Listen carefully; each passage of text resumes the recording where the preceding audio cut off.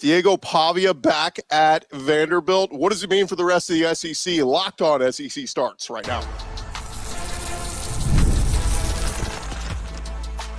You are Locked On SEC, your daily podcast on the Southeastern Conference. Part of the Locked On Podcast Network, your team every day. What's happening, everybody? Welcome into Locked On SEC. It's great to have you guys along. I'm Chris Gordy. Thanks for making Locked On SEC your first listen every day. Shout out to everydayers. We're free and available wherever you get your podcasts out on YouTube. Part of the Locked On Podcast Network, covering your team every day. And today's episode brought to you by the College Football Playoffs. College Football Playoff is here. You don't want to miss a moment of the action. College Football Playoff presented by Allstate begins with 4 first-round games, December 20th and 21st on ESPN, ABC, TNT, and Max. All right, let's dive right into it because the big news came out yesterday, and I did not expect this to happen. And our buddy Corey Burton, host of Locked On Vandy, joins us. And Corey, we find out the news yesterday that Diego Pavia has been granted another year of eligibility. We joked on it on our squad show this week about, that'd be funny if it happened. But I had multiple people tell me that this was not going to happen, that this, the courts were just not going to, they were willing to fight this. And ultimately, Pavia granted another year of eligibility. Just shock factor. How shocked were you when you heard this decision was ruled? Well, I was totally shocked. I mean, it seemed like it came out of left field because they didn't really set a timetable. So it's just kind of like, okay, maybe it'll come. And then it didn't come. So everything just kind of relaxed. Like, okay, I guess we're not going to hear anytime soon. And then boom, the news pops in. But, I was along the lines with you. I thought it was a long shot. But then I heard Clark Lea's press conference and the day before, like 2 days ago, when he was talking in his bowl game, somebody asked him about the case and he was very cagey about it. And he almost like let out this big grin, like he knew something was going on. And that raised some eyebrows because I've never seen Clark Lee like that when he's talking to the press. It's almost like he almost let it slip that Diego Pavia was coming back. So that I was like, okay, we're going to hear something very, very soon. They're not being super aggressive in pursuing quarterbacks. So something has to be happening positively for Diego Pavia. And lo and behold, here we go. And here we are. Diego Pavia releases a tweet that says, Vandy, we effing turned. So which I think means he's excited to come back to Vanderbilt. Yeah, he is very excited. Yeah. We'll leave it at that. Yeah.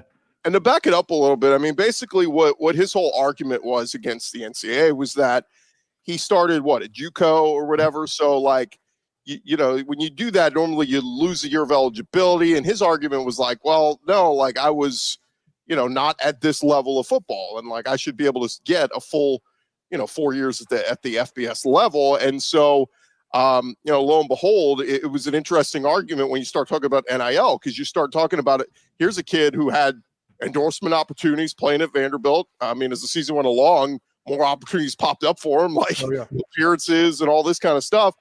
And he became such a cult hero across Vanderbilt and the SEC with beating Alabama and all these big wins that, he does have a path to revenue in 2025 to stay playing football. Whereas, his body, his size, he's probably not going to be an NFL quarterback. Mm-hmm. And that's what makes this whole argument fascinating is like, how do you limit this kid's earning potential by this arbitrary rule of, well, we just decided you're out of eligibility. And this is a whole avenue of conversation. Somebody brought up to me, what is eligibility? You know what I mean? Like, who's to say if I want to pay and go to college for 5, 6, 7 years, I can do that if I'm a normal Joe. So why does the NCAA say, well, you can only play sports for 4 years? So it's a really interesting path to go down. But again, the news coming out yesterday, Pavia, his motion for a preliminary injunction that would allow him to play has been granted, and it sounds like NCAA can't do anything about this now.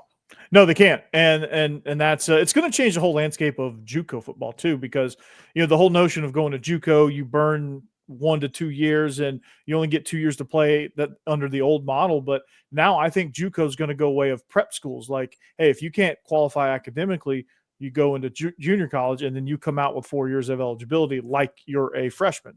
And I think that's the way it's going to go because you get money into this whole thing. It makes things very, very complicated. And when you involve money, you limit guys' earning potentials like a Diego Pavia who who transfers and becomes an instant superstar here in Nashville and here in the SEC, a cult hero. And there's going to be other guys like Diego Pavia that follow a similar path. So I think it was heading down this road at some point. JUCO was going to turn on its head.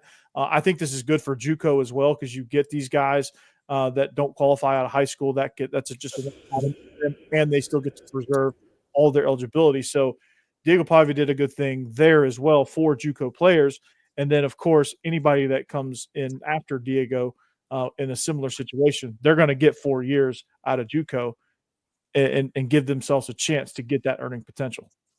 Talking with Corey Burton, host of Locked On Vandy, and Corey, we'll look back at the year that was with Diego Pavia and the season he had. I mean, he played his butt off in that Mizzou game, and they lose in double overtime, and they're 2-2. But you're like, okay, this kid's kind of fun to watch. He's had a nice season, but I think it all turned on October 5th when they beat Alabama at home, and just Alabama's defense unable to stop them, and then that leads to a road upset of Kentucky. Leads to a home game against Texas, where they nearly, an onside kick away from perhaps pulling off an upset there. They go and beat Auburn by double digits on the road, and then, they end up losing the last couple, but, still put up an outstanding season. How much do you think that his success this year was maybe catching the league by storm, kind of catching them off guard, coming over from New Mexico State? And can he get better? Like, can he take his game to a next level next year, where he could still kind of have that effect where he's able to be so good in the SEC? Well, I mean, yeah, he took the league by storm early, but he was able to sustain it. The thing with Vandy is they didn't have the depth to sustain late in the season. People got beat up, people got tired, and some of these bigger rosters, some of these teams with bigger depth, better 2s and 3s than Vandy had, were able to push ahead, like South Carolina was able to pull away. That game was tight up until halftime, and then South Carolina pulled away. LSU, that game was tight, and then they just kind of controlled it. Tennessee, that game was they actually got out to a lead, and then Tennessee came back because Vandy just kind of fell by the wayside. But I think in 2025, if you see what they're doing in the portal, they're building in the trenches. They've got 2 really good offensive linemen. Overshadowed by Diego Pavia was getting one of the best centers in the transfer portal, Jordan White from Liberty, to command a starting spot on this offensive line. They're working. I guarantee you now there's going to be some receivers. Isaiah Horton is in the portal now all of a sudden. He's a local guy, and they might start getting some receivers. If Diego Pavia gets some help around him, especially at the receiver spot, he won't have to do as much as he did this past season, where it was all on his shoulders and he could only take so much. And he had no help on the outside. Receivers couldn't get separation. They just couldn't push the ball downfield as effective as they needed to. That's going to be the biggest thing they look to improve on in spring, fall camp, and going into next season if they want to continue all this. But Diego Pavia knows that. This coaching staff knows that, and they're going to now that he's coming back and they have some resolution, they're going to attack the portal with that in mind. Yeah, and you mentioned, I mean, I'm fascinated to see Clark Lee. Obviously, the defense was much better this year with him kind of doing the play calling and taking over those duties. And you mentioned phenomenally. It was marginally better. You bring in Aaron Bryant on the D line from Texas. You bring in Keanu Coate, the linebacker or the edge from Alabama. Yeah, man, you start to add some more pieces through that portal. And I like to kind of look ahead, Corey. This is a very early. We're not even into 2025 yet, but just a very early glance at the schedule next year. They open with Charleston Southern at home, at Virginia Tech in week 2. That was the big, kind of catalyst to the start of this season this year, where they, won that game in the opener.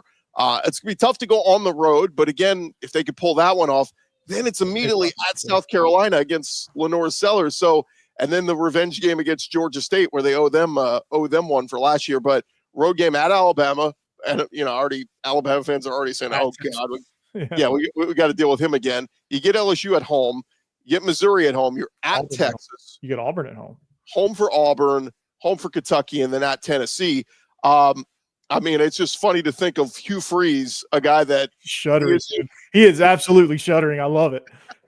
Yeah, I mean, that's a real conversation because Auburn is trying to feel all fat and happy about this transfer portal thing, and yet here is that guy that is the black cat Achilles heel to Hugh Freeze's coaching career. Mm-hmm. Absolutely. No, I love the way the schedule sets up because you get Virginia Tech on the road. They're losing guys in the portal, and I don't see them replacing a whole bunch of guys. They're losing, one of Mose Phillips in the portal. He's probably the best defensive player they have. Kyron Drones is coming back, which is good for them, but their roster's getting gutted. South Carolina, getting them early is an advantage because they have a new offensive coordinator. They're going to be still trying to get used to that because Mike Shula, I don't know how he's going to do as offensive coordinator there. So you get them early, you have a chance. Now that defense is outstanding, so that's going to always be a tough task. But again, that offense is going to be figuring things out again, much like they were early last year. So, and then of course Georgia State, we just owe them one. And then Alabama, their guys are leaving by the droves in the portal there too. So I don't know. LSU looks a lot tougher this year. I think Michael Van Buren adding to that roster is going to be incredible for them. But it's going to be a tough schedule as it was this past season. It's just going to be different. And I like where some of these teams are versus this past season. Like getting South Carolina late is not good because they're always good late. Last thing for you, Corey, on the Diego Pavia thing, and I know you mentioned his tweet that he tweeted out that Vandy, were turned whatever.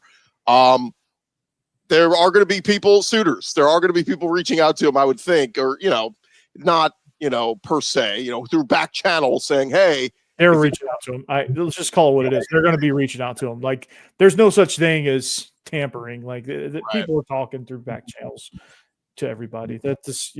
I get it.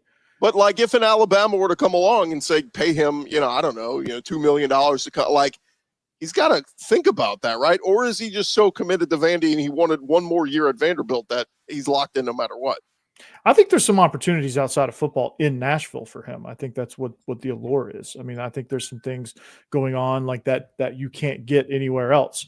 So I would venture to say that because of that, I'm not worried about him leaving in the portal unless somebody gives him some astronomical number like $6 million, which would be crazy. But I mean, it could happen. But I don't foresee it. Not for Diego Pavia.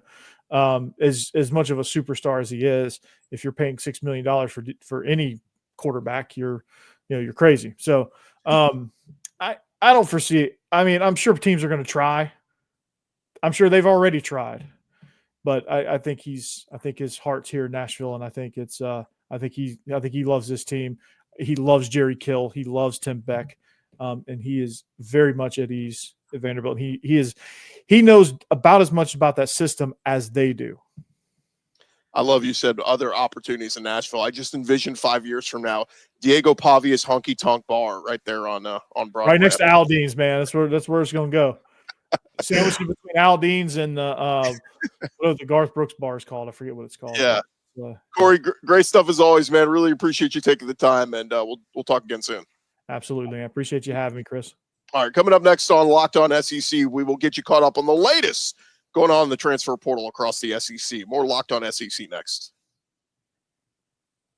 It is that time of year. The college football playoff is back, and with the newly expanded 12-team format, it's guaranteed to be bigger and better than ever. And they are bringing you all the hard-hitting and high-flying excitement that you love. TNT Sports, their coverage of the college football playoff will begin December 21st. That's this weekend, starting with the college football playoff kickoff show presented by AT&T, starting at 10 a.m. Central, 11 a.m. Eastern, Saturday morning. That'll lead you right into the first matchup, and that'll be the SMU Mustangs taking on the Penn State Nittany Lions. That game will kick off at 11 a.m. Central, noon Eastern. And then the afternoon block, it'll be the Clemson Tigers looking to upset the Texas Longhorns in a showdown at 3 Central, 4 Eastern, out there at Darrell K. Royal Stadium in Austin. Do not miss a moment of the action. Watch the college football playoff presented by Allstate live on TNT, True TV, TBS, and max. Super excited. The playoff is here. Make sure you're watching all the action. Also, today's episode brought to you by our friends over at the Texas Bowl, and this is for any LSU fans out there or anybody who lives near the Houston area, Texas, Louisiana, whatever. If you're looking for something to do with the kiddos, head on over to the Texas Bowl this New Year's Eve, 2:30 p.m. Central. It'll be the Baylor Bears and the LSU Tigers battling it out on the gridiron at NRG Stadium for the 2024 Kinders Texas Bowl. And tickets are on sale right now. Again, it's Baylor versus LSU New Year's Eve at NRG Stadium. What more could you ask for to close out an unforgettable year like 2024? If you're ready for football and fireworks, head to kinderstexasbowl.com right now for tickets, suites, group opportunities, and more. Seriously, right now, tickets are going fast. I know LSU and Baylor both sold out their initial allotments. There's still plenty of tickets available, but just to send the message that they are going fast. kinderstexasbowl.com right now to get your tickets to the Texas Bowl. You do not want to miss it.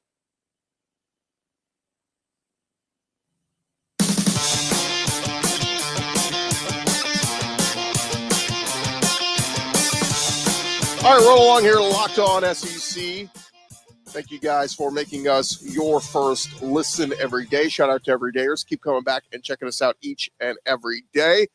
Our thanks again to Corey Burton for joining us to talk about Diego Pavia. Let's dive into some news going on around the conference, and we'll get you caught up on the latest moves in the transfer portal. But first, did want to kind of circle back to the Pavia news. Diego Pavia on Wednesday, his motion for preliminary injunction granted by the U.S. District Court of Middle Tennessee filed a lawsuit in November arguing the NCAA is violating antitrust law in the way it counts out JUCO eligibility, preventing players from playing 4 years with potential NIL compensation. The JUCO eligibility bylaws limit athletes who begin their college careers at JUCOs to only 2 or 3 seasons of NCAA Division I football, as opposed to the full 4 seasons of competition where you could get 4 years of NIL compensation opportunity. So Pavia, going to be a lot of fun, man, to see him back for another year. Sounds like he is likely to stick it out there at Vanderbilt for another year in 2025. Will be fun to watch that. All right, Ian, let's get into some portal news and some significant portal news last night as Oklahoma landed Washington State transfer quarterback John Mateer, committed to Oklahoma, 6'1", 220-pound quarterback, just threw for 3,100 yards and 29 touchdowns this season at Washington State. Also had over 800 rushing yards, 15 touchdowns on the ground. Multiple sites had him listed as the top quarterback in the portal. Now, he was a redshirt sophomore. Like we said, immediately became one of the top players in the portal. Started 12 games in his career. Will have 2 more seasons of eligibility. Backed up Cam Ward for his first 2 years, then took over as Washington State starter this year. Man, just like we said, was incredible. Ranked 6th among FBS starters with 827 rushing yards, 3,100 passing yards, 65% completion. Now, it is worth noting, Oklahoma did hire Washington State's offensive coordinator, Ben Arbuckle, to come be their OC. So he's following his offensive coordinator that he was very comfortable with.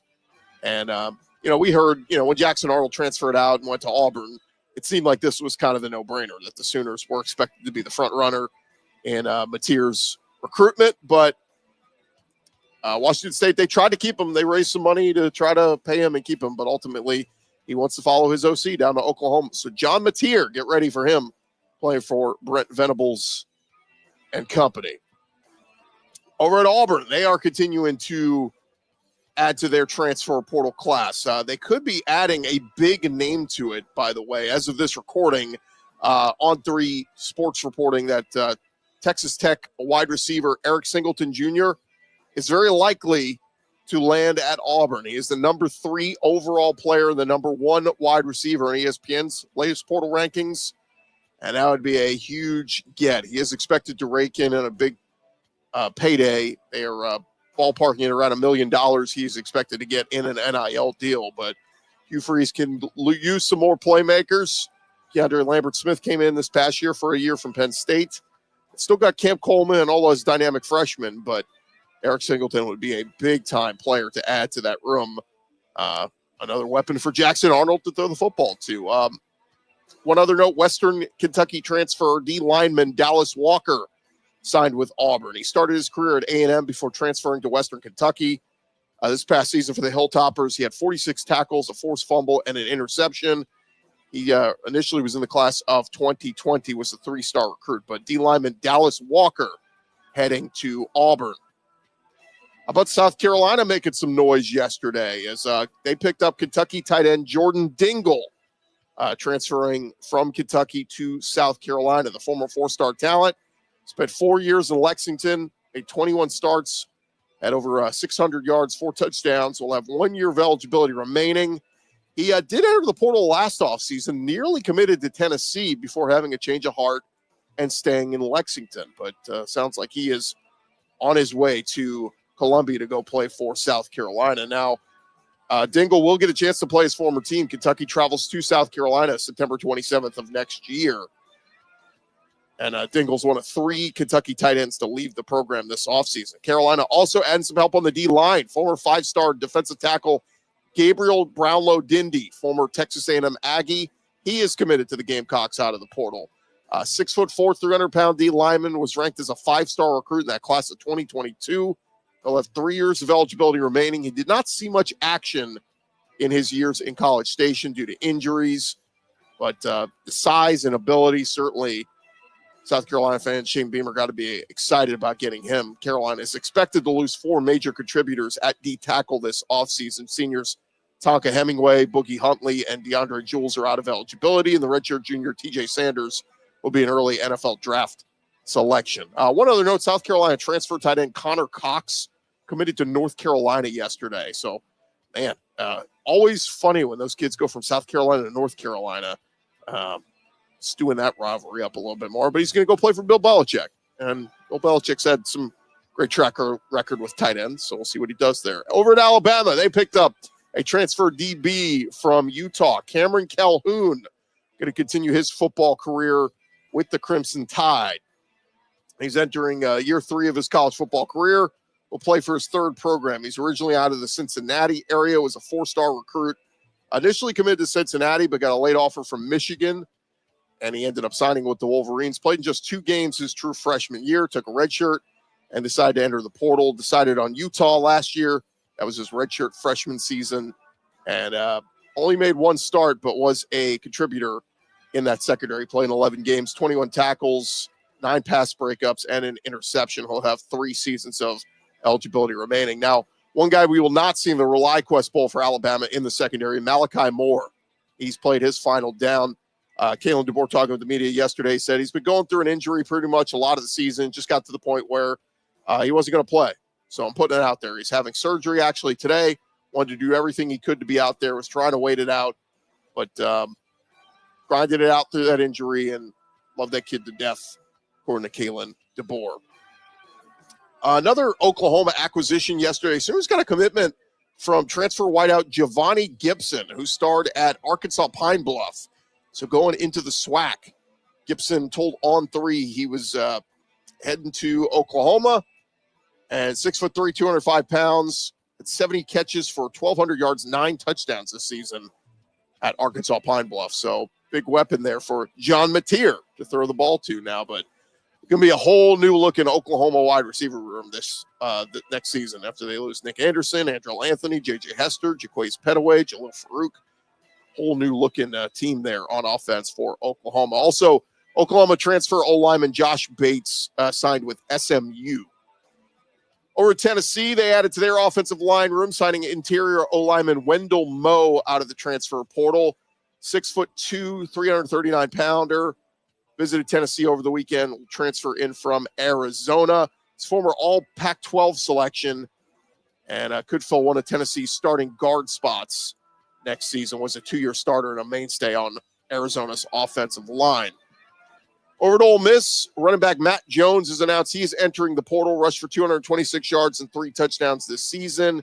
He's a native of Jackson, Mississippi. He announced on social media, "Thank you, Oxford." Saw most of his action in his Ole Miss career this year, where they were kind of rotating backs and looking for somebody to step up, but he gave them some good minutes there in Oxford. One other note on Ole Miss, quarterback Anthony Calandria from Virginia visiting Oxford this week. And Ole Miss looking at another quarterback to their quarterback room. According to Matt Zenitz, Calandria taking that visit, has shown promise over his past 2 seasons, despite ultimately being benched, but totaled 4,000 passing yards, 26 touchdowns, 20 interceptions, also 500 rushing yards. So looking at some depth in that quarterback room. Over at Mississippi State, they're picking up a transfer linebacker from the University of Texas, Darian Gullett. Signing with Mississippi State, was a 4-star in the class of 2023. Spent time at Mississippi State's campus earlier this week, and the rising sophomore announcing he's going to Mississippi State. He said, honestly, it was Coach Coleman Hutzler and Coach Levy that convinced me. It was the belief in what Coach Levy has in store for this defense that turned some stuff around.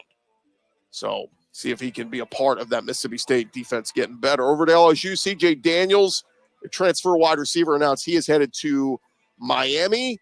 And LSU backup quarterback Ricky Collins committed to Syracuse.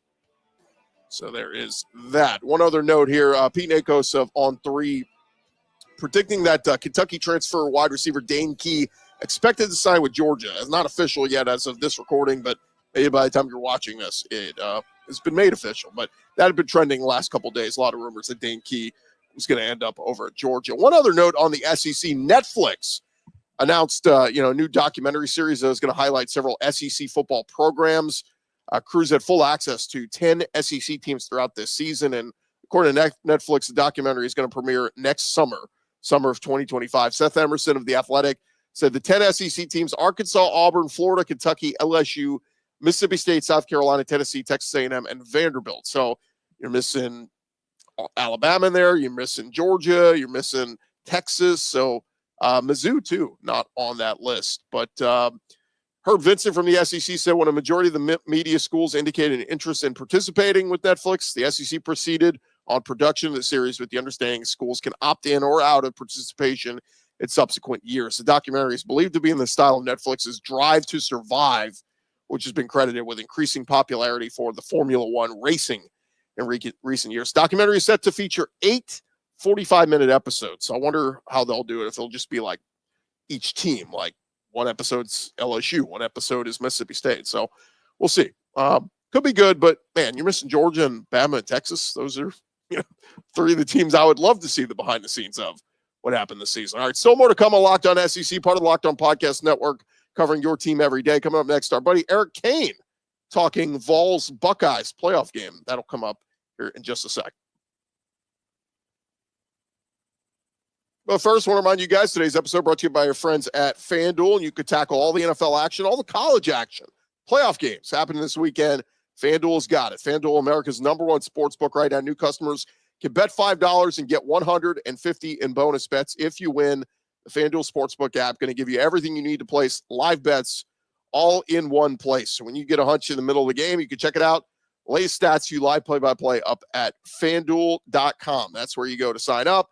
And again, you can get started with $150 in bonus bets if you win your first $5 bet. And they got all the playoff games up there this weekend, in addition to the NFL. It's going to be crazy. Saturday, we've got NFL games intertwined with college football playoff games. We got other bowl games happening. We got Florida and Tulane playing on Friday. So all those lines up there for you at FanDuel.com. Never waste a hunch. Make every moment more with FanDuel, an official sportsbook partner of the NFL. Also, I want to tell you about our friends at Prize Picks. You can make your holidays bigger and brighter with Prize Picks, the best place to get real money action while watching your favorite sports. And you can right now win up to 1,000 times your money at Prize Picks. Prize Picks, the best way to get action on sports in more than 30 states, including California, Texas, Georgia, and Florida. Prize Picks, the best place to get real money sports action. Join over 10 million members and sign up today. Prize Picks also now offers MasterCard for quick and easy deposits into your account throughout the sports season. Join now, because this holiday season, Prize Picks is giving away 2 free picks in December, and they're giving away $30+ million in rewards during Picksmas. Download the app today and use our code LOCKEDONCollege. Download the Prize Picks app. Use our code LOCKEDONCollege. Get $50 instantly after you play your first $5 lineup. Again, use our code LOCKEDONCollege. Get $50 instantly after you play your first $5 lineup. Prize Picks. Run your game.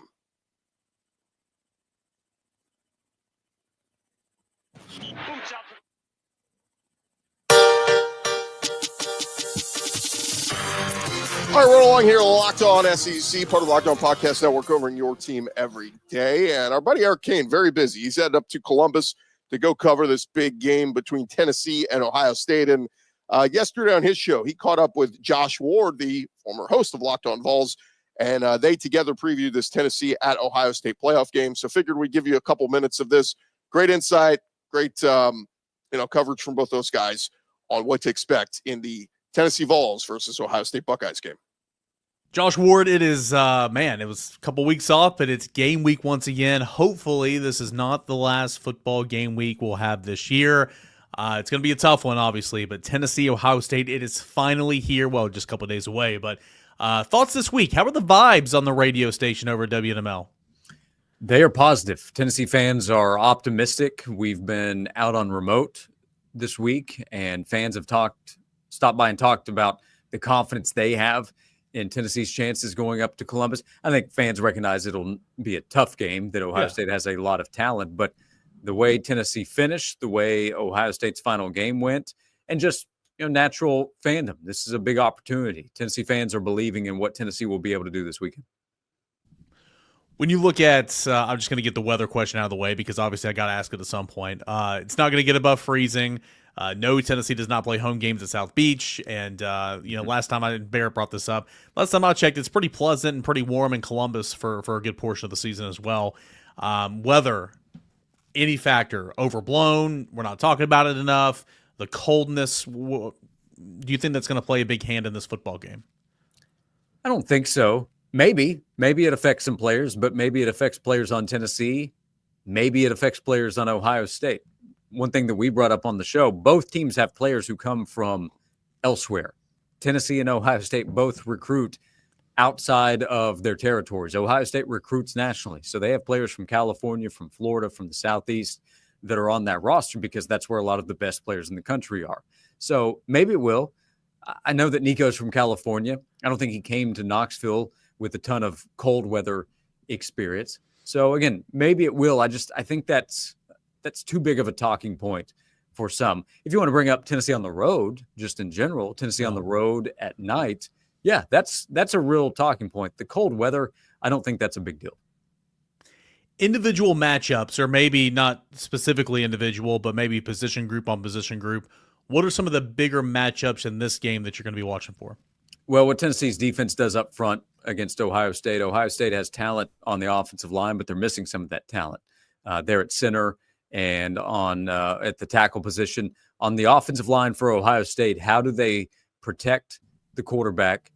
Can they get the running game going? They did not against Michigan. Now, Michigan on the interior has big-time defensive line play. Mason Graham's one of the best in the country. Tennessee has a lot of talent and a lot of depth, what we've talked about all season long with what Tennessee can do. So that's the matchup I'm probably most interested in. You can go both sides of the ball. Tennessee's offensive line against Ohio State's talented defensive front because they need to protect Nico. They need to run the football.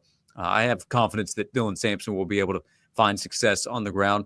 But elsewhere, I would say what Tennessee's secondary does against this group of wide receivers that Ohio State has, they are talented. Jeremiah Smith is one of the top freshmen we've seen at really any position, but that position, he's all Big Ten to start out, close to 1,000 yards on the season, just a big-time playmaker. And they have three guys that are future NFL players, Carnell Tate, who Tennessee fans remember from recruiting, and then Arbuckle, what he's able to do in his experience. That is a big matchup. Jermon McCoy, though, he is an all-SEC player himself at corner. So I'm maybe most interested in that. I think the conversation has to start up front with both lines of scrimmage. Josh Ward, Jermon McCoy hater, didn't even mention he's an All-American as well. So there's that. Yeah, well, you're right. I also didn't mention all the All-American status that you can find with Ohio State. So, look, Tennessee has a good roster and talent that can match up with Ohio State. Ohio State's more talented across the board. No NFL scout's going to come in and say, I'll take Tennessee's roster just on talent on paper with what Ohio State has. But, I mean, Jermon McCoy would be one of the first players you bring up to say, okay, I like our chances to be better than a lot of teams can be against what Ohio State has on the outside because of how big time McCoy has been this year. Yeah, just kind of poking fun there with Josh, but that kind of does remind me, I mean, you talk to a lot of people this week and, maybe just the casual fan of whoever, maybe Ohio State, Tennessee, college football, and like, Oh, Tennessee, Ohio State? Oh, man, Ohio State sucks. You see them last time they played against Michigan? That's awful. They've also played 10 other games or 11 other games where they've been really, really good this year for the most part, right? Even in their losses, their other loss to Oregon, scored some points and all that. So I would assume that Ohio State's going to play better in this game. And what's Tennessee's counterpunch? We'll see. Yep. I look at Tennessee as well, and I like Dylan Sampson, his ability to run the football, and I think it all kind of starts up there. I like Nico's ability to play action pass. I think Tennessee is equipped to do what it does best, and that's run the football more so than what Ohio State is.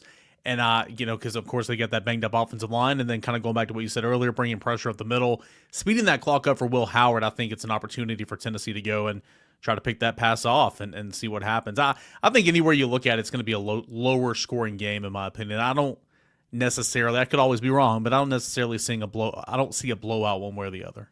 Yeah, let's see how Will Howard responds, because he played a big role in Ohio State not winning the game against Michigan. If you go back and watch the game, Ohio State should win based on a lot of things they were able to do. I'm not a big fan of using the word should in sports with results, because if they should have, why didn't they? But the answer in part is because Will Howard's turnovers. If he doesn't turn the ball over the way that he did, Ohio State wins the game. They also missed some field goals that would have given them a better chance to win the game. But Ohio State is better than what that result was. That game has become something, it appears, mentally for Ohio State. That's also one of my big questions. How does Ohio State respond? Does Ohio State spend this 3-week stretch from the Michigan game to the Tennessee game saying, let's go prove to everybody what we really are? We're the best team in the country. Let's go show it. If that's the case, they have a lot of talent that could prove that to be true. But if there is some kind of mental hang up that is carrying over, if Ohio State continues to make mistakes, if Will Howard turns the ball over again, and Tennessee should have all the confidence that it can force those kinds of mistakes, then Tennessee's going to have a really good chance to win this game on the road. Last thing, man, out the door, and please utilize this word I'm about to say in your answer. Tempo. Sure, you can only run tempo if you win early downs, if you move the sticks, because it means you're on the field. Tempo's not really good if you go 3 and out, If I'm Tennessee, man, I am slapping that in the face of Ohio State. Tempo. Because, again, I think Ryan Day even had the comment, earlier this week, and I completely agree with it because I've heard it before and it makes so much sense, right? You can't prepare to play a triple option team. Like in defense, you can't replicate that. You can't replicate the speed.